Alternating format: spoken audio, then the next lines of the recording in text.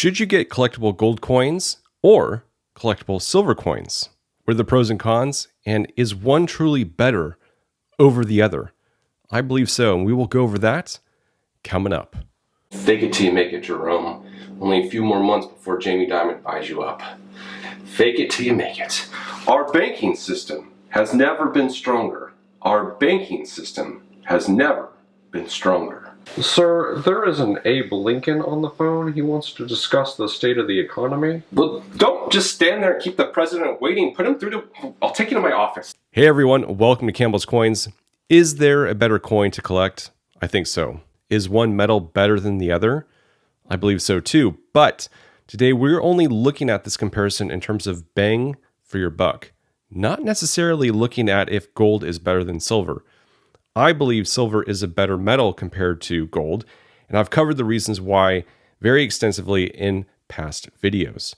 Gold has many advantages to the stacker and collector too, and that's what we are going to look at today.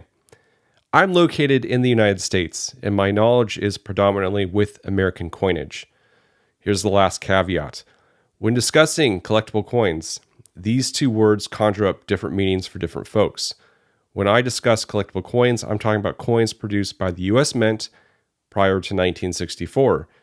These American coins produced for circulation and a medium of exchange and commerce have survived wars, the frontiers of this great country, several meltings, and everyday wear and tear.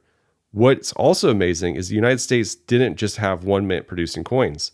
There were several, 7 in total, but not all at once. Some of these mints, like Carson City, produced very low mintages throughout the years of all the coins they minted. Additionally, because Carson City was on the frontier, many of the coins produced here were rode hard and put up wet by those in the West. Very few gem specimens exist. Those which do command very high prices. This is a video in of itself. I wanted to look at coin collecting at a very broad and basic sense to show you not a whole lot makes sense when it comes to pricing and rarity. For this video, I will be referencing PCGS a lot. I have zero affiliation with them. I really like their website layout, and they have a lot of excellent information and resources listed for free that I feel, as long as you know what you're looking for, would be an excellent guide for collectors, both new and experienced. Make sure you stay tuned until the end of the video where I give my opinion on the most undervalued coin to collect and show you some comparisons. Variety is a really important factor. Between the two metals, there is a bigger variety of silver coin designs over the gold coin designs. There are beautiful designs for both gold and silver, but because silver is the cheaper metal, they produce many more coins and designs in that metal. Here on PCGS's website, you can see just how many more different types of silver coins were produced compared to gold coins. For gold, you have a gold dollar, a few $2.50 pieces, one $3 piece, one $4 piece, a bunch of $5, $10, and $20 pieces. Generally speaking, about 18 different designs. Compare that to the 26 or so designs for silver. Silver wins out. And silver also looks like it has a lot more, but they use the same design for different pieces. For example, they produced a barber dime, a barber quarter, and a barber half dollar. Same design, but different size and amounts. If the half dollar in the design that you like is too expensive, try the dime. Remember, all these coins were produced at some of these 7 mints, so they all have various mint marks. There are a lot of options for collectors. I'll buy any coin that catches my eye, but I'm very partial to Morgan silver dollars. I think I stared at them enough by now, I can tell which ones will get a certain grade. I'm not that great with other coin designs though. This is my Morgan collection that I'm working on. You'll see a lot of holes, and that's because I'm trying to fill these albums with BU examples. Some years in mints can be quite tough to find in BU without forking over thousands of dollars. Some I have in graded slabs, and I haven't bought the raw BU version yet. But as you can see, there's a lot where it's Philadelphia, San Francisco, Carson City, and then you also have New Orleans entering into the mix. This topic of variety doesn't just extend to design. Silver is just an amazing metal, and creating a design with a proof-like finish happened more frequently with the silver coins than with the gold coins. Variety also encompasses the different mints. Dahlonega, Georgia has a small gold mine and a mint which produced only gold coins from the 1830s to the 1850s. Before I get to the main point of my argument and which type of metal is more undervalued, I wanted to talk briefly about a massively undervalued company. This video is brought to you by Gold Mining Incorporated, GLDG on the New York Stock Exchange. I've spoken about this company many times in the past, so I just wanted to provide an update on it and the opportunity available here. For those who don't know, Gold Mining Inc. is a gold mining company with projects up and down the Americas. Their CEO, Alistair Still, was the former director of corporate development at Newmont and is a geologist with over 25 years' experience in corporate and project development.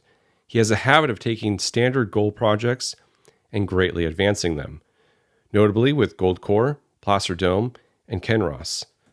Amir Adnani is the chairman and founder of Gold Mining. He's also the president, CEO, and founder of Uranium Energy Corp. I wanted to discuss how massively undervalued Gold Mining Inc. is right now.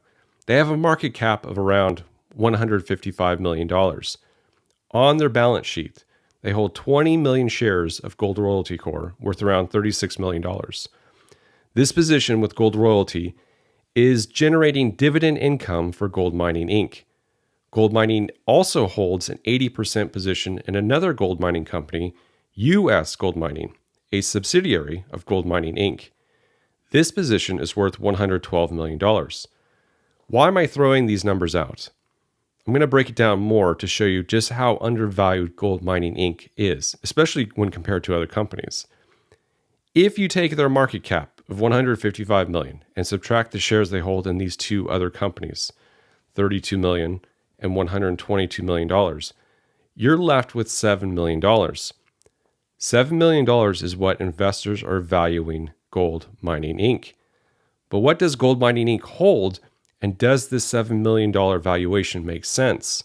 Gold Mining holds 13 gold projects with a combined amount of 22 million ounces of gold resource. Resource means the gold was discovered, but not mined. Resource gold is typically valued at $30 to $40 an ounce. If you take $30 and multiply it by their combined holdings of 22 million ounces, that's a valuation over $660 million. Instead of the market valuating Gold Mining Inc. at $660 million, it's at $7 million. As if this valuation discrepancy wasn't enough, Gold Mining Inc. have zero debt and they have lots of cash. Analysts agree with this info and valuate the stock at $5. It's currently trading at 90 cents a share. The opportunity here is huge. This is not investment advice, but something to ponder if you're looking for some investment like this. As with any investment, please do your own due diligence to see if it's worthwhile for you. Factor in timing, pricing, and the market to see if it's a good time to jump in. Whether or not you should invest in stocks is up to you and your financial advisor. But if you recognize opportunity in large market dips and invest at the right time, it can really pay off. I want to thank Gold Mining Inc. for sponsoring this video. I have all the information listed down in my description below. Okay, so we looked at these coins in terms of variety of factors. But what about rarity? Honestly, a deep dive into a topic like this would span many videos, and it depends on a lot of factors. This is my main point to this comparison video. Bang for your buck. I think people see gold and go, oh, I can't afford that. Where silver has a cheaper spot price, and while a silver coin might cost the same as a gold coin, that stigma doesn't exist. They'll go, oh, I can afford the silver coin, versus even though that gold coin is same $2,000 level, they just look at it as out of their price range. I don't really know. I'm just speculating because I truly don't understand the phenomenon I'm about to show you all. There are many silver coins worth hundreds of thousands, if not millions of dollars. What I'm about to show you isn't the case across all gold and silver coins, and it's going to vary, which is why I want to take a generic overview of the hobby to see if one metal was undervalued or overvalued. I've seen enough examples to be convinced gold coins are the better collectible coin over silver, simply due to rarity and premium above spot. I'm going to repeat that because it's very important. Gold coins are the better collectible coin over silver due to rarity and premium over spot. It's true. Collectible coins have huge premiums over spot, especially when compared to bullion. I would argue, though, the premiums on silver coins is vastly more than the premiums on gold coins. Let's look at two examples that I have here. I just recently picked these up from one of my favorite coin shops in America, Avenue Coin. Again, zero affiliation with them, and I received zero kickbacks or payments. This is a 1913 $10 Indian graded MS62. According to PCGS, its value is $1,750 in this grade. This coin has nearly half an ounce of gold in it. If you're looking at price over the value of gold within the coin, that's roughly 1.7 times over spot.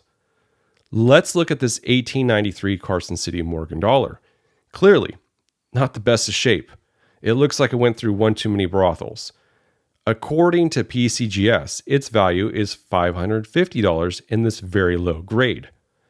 The amount of silver in this coin is only worth $20. That's 27.5 times over spot. Well, with that premium, the Carson City dollar must be rarer than the $10 Indian, right? PCGS shows us a lot of good information here too, including the original mintage for this coin during this year and at this specific mint. And more importantly, their estimate for survival numbers. This Carson City Morgan had a mintage of 677,000. It's pretty low compared to other mints who produce millions of these every year. I think this year at this mint was the third lowest mintage. I'm probably wrong, and if I am, I'm sorry. If you scroll down, you can see the PCGS estimates for rarity and survival. They estimate only 48,000 coins from this year at this mint are left over. Okay, that's pretty low. I can see why coin collectors are interested in this specific coin. It's a key date, and a lot of people like Morgan dollars. That demand will certainly drive price up. Let's look at this $10 Indian. This was produced at the Philadelphia Mint in 1913. Only 442,000 were minted during this year at this mint. Okay, already the mintage is less than the silver dollar. Let's look at survival numbers.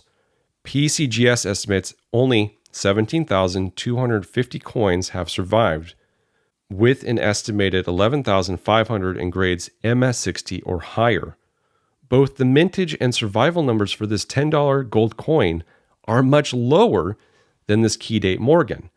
Again, I remind you, the $10 Indian is only valued 1.7 times over spot and is rarer than the key date Morgan, which is valued 27.5 times over spot. The 1913 Indian certainly isn't considered a key date by the collecting world. So what gives? Ultimately, the driving force has to do with popularity. There are a lot more silver collectors than gold collectors. If you're looking at just rarity and premium, you're able to collect a rarer gold coin over a silver one, generally speaking. I know I'm cherry picking here, but you can do this exact same exercise with a lot of $10 and $20 gold coins. I understand you're paying far more for the gold coin, but you'll find the premiums are a lot less and you're getting a rarer coin. If we are being honest, I think the silver coins look better than the gold coins. Back in the 1800s, they put some voodoo magic in the vat when they were mixing the silver and the copper. This produced some coins which would later have some amazing toning. They would also polish the crap out of the dies, making regular coins have cameo contrast and proof-like surfaces. We don't see this that much with the gold coins. I'm not saying that proof-like gold coins don't exist. It's just not as much as the silver. Because silver is such an awesome metal, designs typically look better in a silver coin compared to a gold counterpart. Unfortunately, we cannot do any apples to apples comparisons because designs used for gold coins were not used for silver coins. I have 3 examples to show you though, to kind of illustrate my point. Maybe you agree, maybe you don't. Here is an 1875S double eagle in MS61. A private mint was allowed to produce a replica of this design in silver called the 1849 Pattern Double Eagle. Obviously, one is in perfect condition and the other is 150 years old.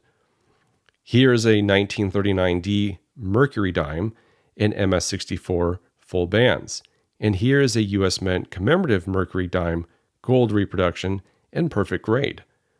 Finally, another U.S. Mint gold commemorative, this time the Walking Liberty design, compared to a 1942S Walking Liberty in AU58.